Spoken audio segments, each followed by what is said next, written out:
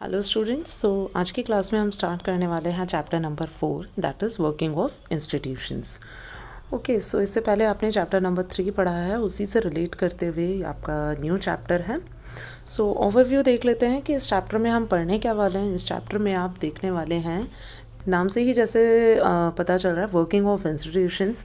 तो जो main institutions हैं, ठीक है, हमारी कंट्री की जो मेन इंस्टीट्यूशन है, लेजिस्लेचर, एग्जीक्यूटिव, जुडिशरी, आप इनकी वर्किंग के बारे में इस चैप्टर में पढ़ने वाले हैं कि ये किस तरह से काम करते हैं। कोई भी एक्ट और लॉ पास करने में तीनों का, लेजिस्लेचर का, एग्जीक्यूटिव का, जुडिशरी का रोल क्या होता है।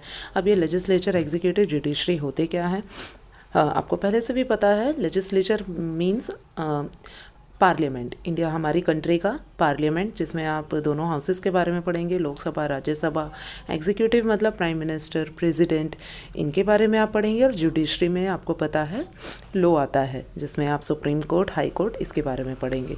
सो बेसिकली इस चैप्टर के जो मेन कॉन्टेक्स्ट है वो मैंने आपको बता दिया है कि आप इन जो इंस्टीट्यूशंस हैं इनके बारे में इस चैप्टर में आगे पढ़ने वाले हैं। आगे देखते हैं, जो हमारा चैप्टर स्टार्ट हो रहा है, it is basically from a story. एक आपको इंसिडेंट दिया हुआ है, एक स्टोरी दी हुई है, और इस स्टोरी को रिलेट करते हुए आप ये जो तीनों इंस्टीट्यूशंस हैं इनकी वर्किंग के बारे में समझेंगे। सो एक बहुत अच्छे एग्जांपल के साथ ये चैप्टर स्टार्ट हुआ है। तो जैसे आप देखेंगे कि एक गवर्नमेंट ऑर्डर पास हुआ है 13 अगस्त 1990। The government of India issued N order. Government of India ने एक ऑर्डर इशू करा है, कब? 13 अगस्त 1990 को।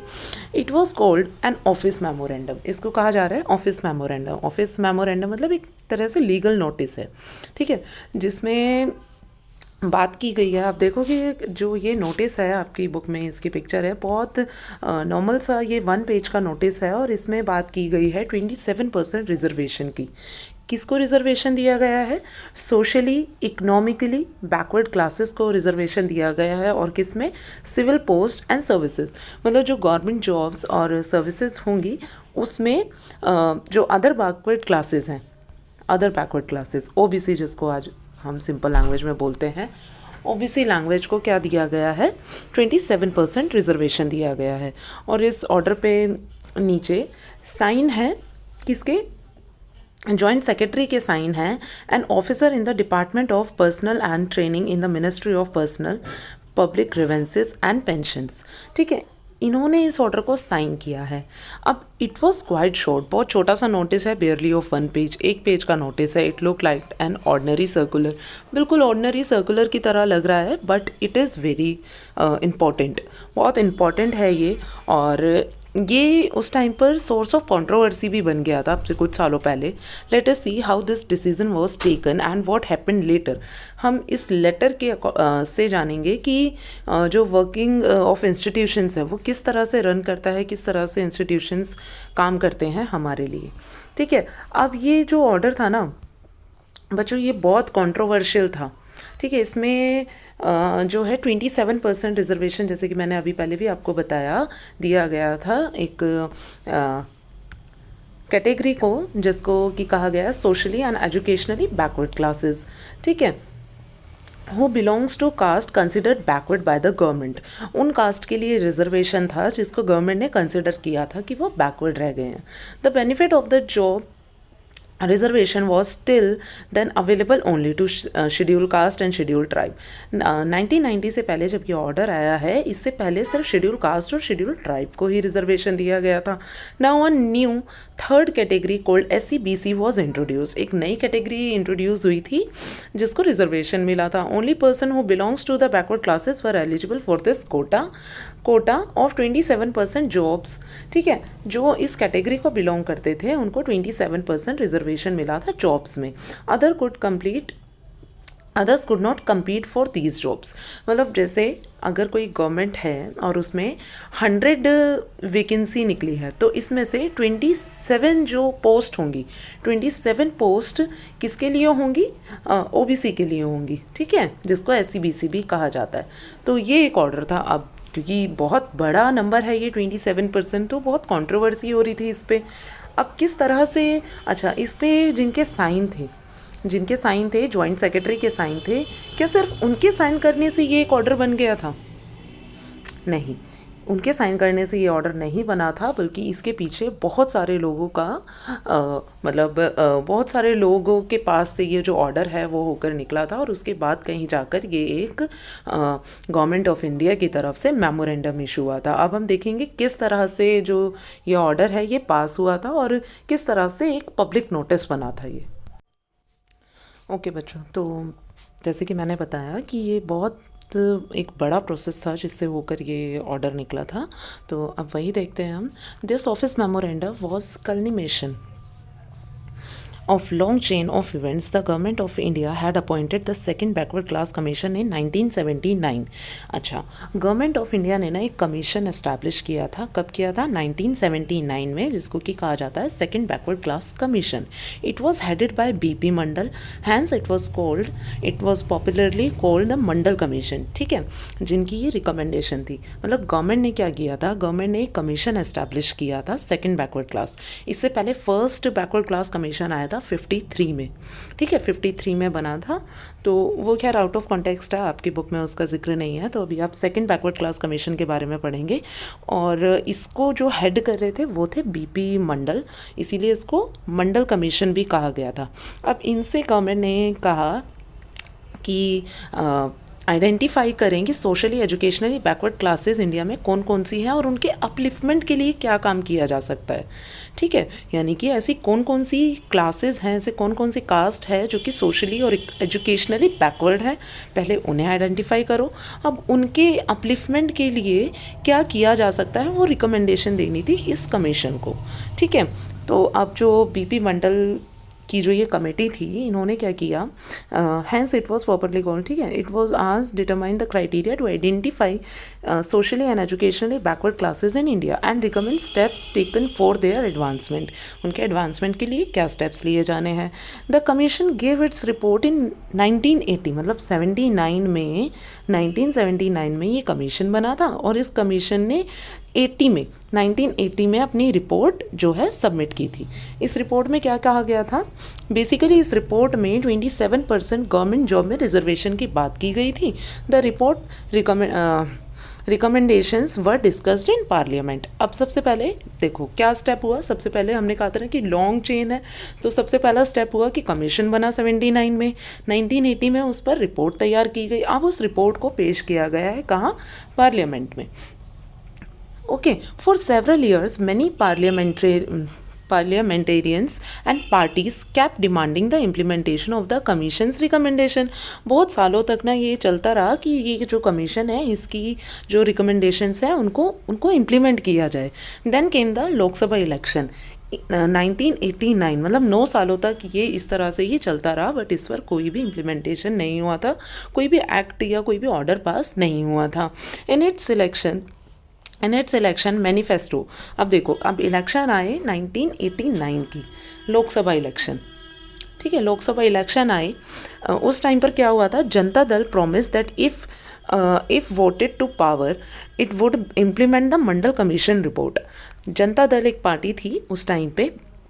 ठीक है, उसके जो लीडर थे वीपी सिंह। ठीक है, उसके लीडर थे VP Singh.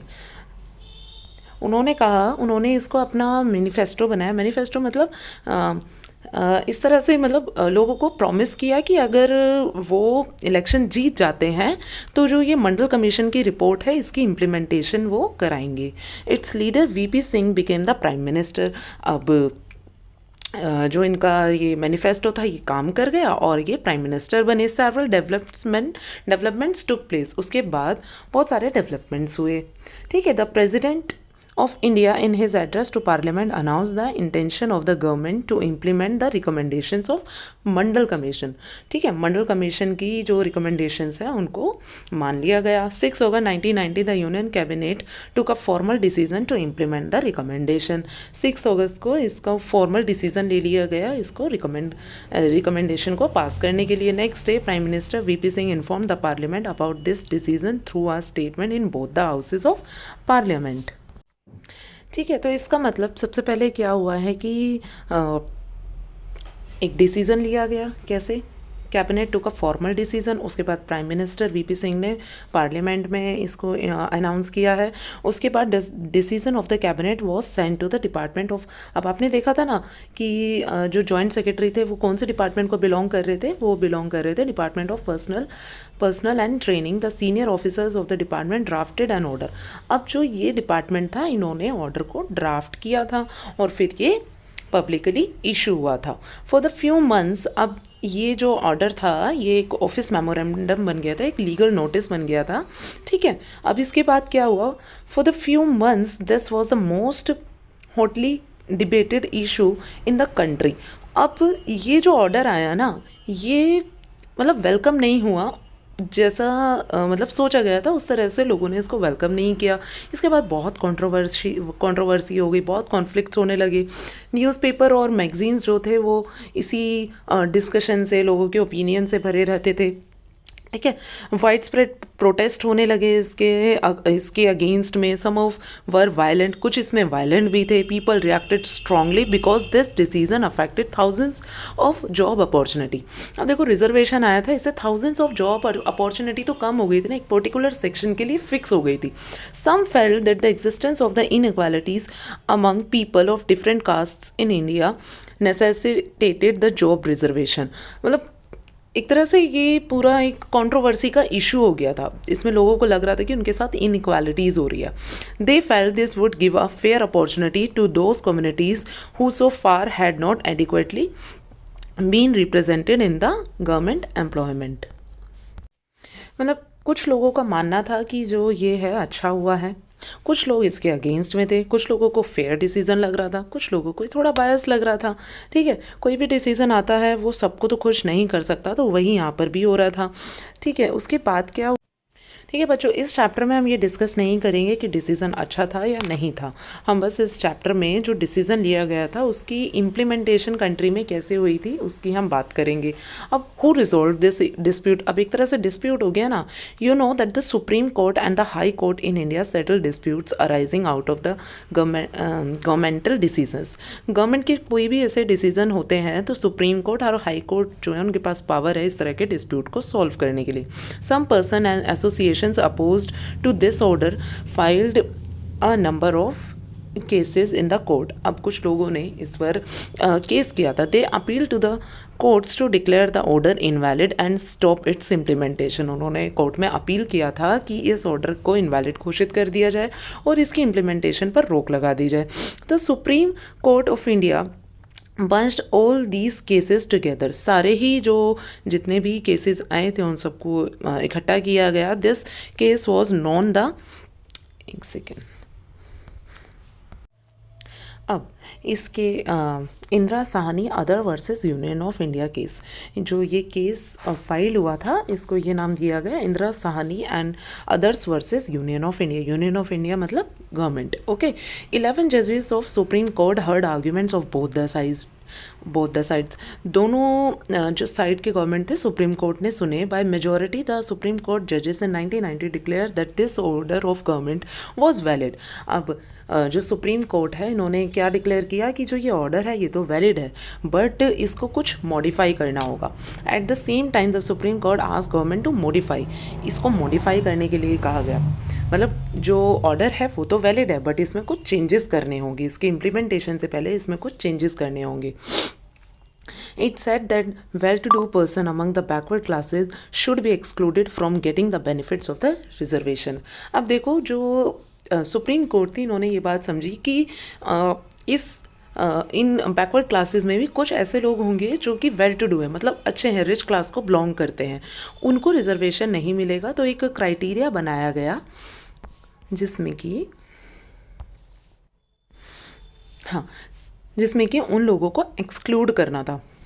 The department of personal training issued another office memorandum, दूसरा ऑफिस मेमोरेंडम इशू किया गया कब, 8 सितंबर 1993 में। The dispute thus came to an end this policy has been followed since then. और उसके बाद से ये पॉलिसी इसी तरह से आगे भी चल रही है। तो क्या चेंज किया गया था, तो बच्चों जैसे आप यहाँ देखोगे जो ये दूसरा ऑर्डर है इसमें डेट आप देखोगे 93 की डेट है, तो ये वही वाला दूसरा वाला ऑर्डर है जिसमें कहा गया था कि इसमें दो कैटेगरी डिवाइड कर दी गई थी, क्रीमी लेयर और नॉन क्रीमी लेयर। ठीक है, क्रीमी लेयर में जो आते थे जो वेल टू डू फैमिली से बिलोंग करते थे, और नॉन क्रीमी लेयर में वो आते थे जो एक्चुअली में बैकवर्ड हैं, जो इकोनॉमिकली वेल नहीं है। इस ऑर्डर को किया गया अदर बैकवर्ड क्लासेस नाम से इसको इशू किया गया। तो अब इसके साथ क्या हुआ, इसके साथ जो ये डिस्प्यूट था इसी तरह से एंड हो गया, क्योंकि यहाँ पर ऑर्डर तो रखा गया बट उस रिजर्वेशन का जो फ़ायदा था वो किसको मिल रहा था, जो इकोनॉमिकली भी बैकवर्ड थे। ठीक है, जो वेल टू डू क्लासेस थी उनको इस रिजर्वेशन का इस तरह से बेनिफिट नहीं मिलने वाला था। तो इस तरह से जो ये डिस्प्यूट था इसको सॉल्व किया गया। अब इस स्टोरी से आपने क्या सीखा, जो ये इंसिडेंट आपको बताया गया है इससे आपने क्या सीखा कि किस तरह से इंस्टीट्यूशंस काम करते हैं कोई भी लीगल नोटिस पब्लिकली लाने के लिए, है ना। तो बच्चों हमारा नेक्स्ट टॉपिक है नीड फॉर पॉलिटिकल इंस्टीट्यूशंस। अब इन पॉलिटिकल इंस्टीट्यूशंस की ज़रूरत क्या है वो अभी आपने एक छोटे से एग्जांपल से समझा है। ठीक है, governing a country involves various such activities. इसी तरह की एक्टिविटीज़ चाहिए होती हैं एक कंट्री को गवर्न करने के लिए और डेमोक्रेटिक वे में गवर्न करने के लिए। ठीक है, अब इसमें कौन कौन सी एक्टिविटीज़ होती हैं, कौन कौन से डिपार्टमेंट्स होते हैं वो जो रन करते हैं, और उनकी जो मॉनिटरिंग है वो ये इंस्टीट्यूशंस ही करते हैं। जैसे कि सिक्योरिटी, एजुकेशन, हेल्थ, ये सब कौन रन कराता है, ये पॉलिटिकल इंस्टीट्यूशंस ही रन कराते हैं, ताकि डेमोक्रेटिक वे में सभी के साथ इक्वालिटी हो पाए, किसी के साथ इनजस्टिस ना हो। Democratic government rests on different institutions to run the country. जो डेमोक्रेटिक गवर्नमेंट होती है वो इन्हीं इंस्टीट्यूशंस पर डिपेंड करती है ताकि कंट्री को स्मूथली रन किया जा सके। अब कुछ some institution are required to make law. कुछ इंस्टीट्यूशन ऐसे होते हैं जो कि लॉ बनाने के काम आते हैं, जैसे कि पार्लियामेंट हो गया। ठीक है, उनका काम क्या होता है, लॉ बनाना। अब उन बनाए हुए लॉ को इम्प्लीमेंट करने का काम कौन करते हैं, एग्जीक्यूटिव्स करते हैं। अगर कोई डिस्प्यूट आ जाए तो उन डिस्प्यूट को सॉल्व करने का काम कौन करता है, सुप्रीम कोर्ट करते हैं, हाई कोर्ट करते हैं, हमारी जो जुडिशरी है वो ये काम करती है। इसी को यहाँ बताया हुआ है, एक बार देख लेते हैं। For example, the government is responsible for ensuring security to the citizens and providing facilities for education and health to all. It collects taxes and spends the money thus raised on administration, defense and developmental programs. It formulates, implements several welfare schemes. Some persons have to take decisions on how to go about these activities. मतलब basically जो ये institutions हैं इनका काम होता है democratic वे में एक गवर्नमेंट को रन करना। Okay, Prime Minister and the Cabinet are institutions that make all important policy decisions. ठीक है, civil servants working together are responsible taking steps to implement ministers' decision. Supreme Court is an institution where disputes between citizen and the government are finally settled. Okay, तो ये जो working है यही बताई गई है कि जो डिफरेंट इंस्टीट्यूशंस हैं वो किस तरह से एक दूसरे पर डिपेंड होते हैं और किस तरह से गवर्नमेंट को सक्सेसफुली हेल्प करते हैं कंट्री को रन करने में। The prime minister and cabinet are institution that take all important policy decision. Prime minister और कैबिनेट इंस्टीट्यूशन क्या होते हैं, इंपॉर्टेंट पॉलिसी डिसीजन लेते हैं। सिविल सर्वेंट्स क्या करते हैं, वो करते हैं एक साथ काम करते हैं इनकी इम्प्लीमेंटेशन के लिए। और सुप्रीम कोर्ट का क्या काम होता है कि कोई भी डिस्प्यूट हो सिटीजन्स में और गवर्नमेंट के बीच में उसको सेटल करने का काम करते हैं। ओके, इसी के साथ ही हम सम अप कर सकते हैं कि नीड ऑफ इंस्टीट्यूशंस क्यों है। नीड ऑफ इंस्टीट्यूशंस है वेरियस एक्टिविटीज़ को रन करने के लिए, उन एक्टिविटीज़ के लिए लॉ बनाने के लिए, उनको इम्प्लीमेंट करने के लिए, और अगर कोई डिस्प्यूट है तो उसको रिजॉल्व करने के लिए पॉलिटिकल इंस्टीट्यूशंस की नीड है। Okay, now let's see one of the most important institution, parliament. अब हम इसके बारे में पढ़ेंगे। तो बेटा पार्लियामेंट की वर्किंग समझने के लिए हम अपनी स्टोरी पर जाते हैं। स्टोरी में आपने देखा कि जो मेमोरेंडम था उसकी रिपोर्ट सबमिट की गई थी कहाँ, पार्लियामेंट में। देखो, in the example of the office memorandum do you remember the role of parliament. क्या आपको पार्लियामेंट का रोल याद है, परहैप्स नोट, शायद नहीं होगा। Since this decision was not taken by parliament, मतलब जो ये डिसीजन था वो अकेले पार्लियामेंट ने नहीं लिया था। You might think about parliament but no role in it. But let us go back to the story and see whether parliament figures in it.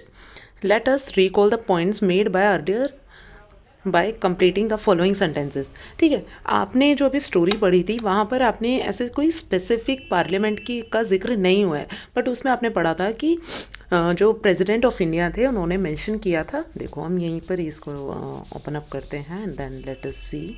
हाँ